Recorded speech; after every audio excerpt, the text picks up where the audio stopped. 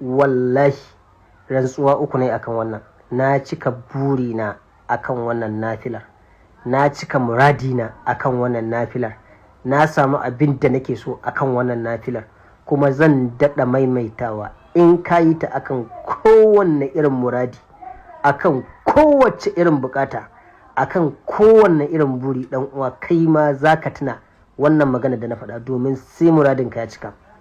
Nafila ce mai sauƙi amma kuma tana da tsananin biyan bukata, domin ka faɗa wa Allah abubuwan da ike buƙatar bawa ya roƙe shi da su. Ina da ƙarin gwiwa, ina da confidence a kanka, in kai wannan za ka samu abin da kake so.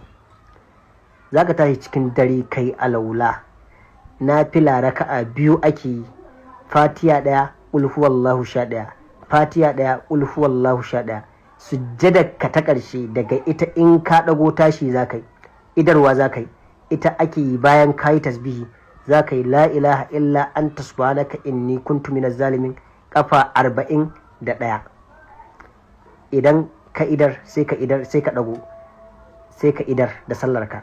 Kana idarwa ba a so ka ce komai, sai ka ɗaga hannunka, sai ka faɗi sunan wannan ubangijin guda uku, ya rabbana ya rabbana ya rabbana guda uku, sai ka faɗa ma Allah buƙatar ka a wannan matakin. Ka gama, ka yi istighfari 100, salatin annabi 100, hailala 100. wallahi ka ɗora duk wata buƙata da kake da ita, ka ɗora ta akan wannan nafila. In dai buƙata ce duk girmanta ɗan uwa, ɗora ta akan wannan buƙatar. Ba a awa ɗaya ake kammala wannan aikin gaba ɗaya.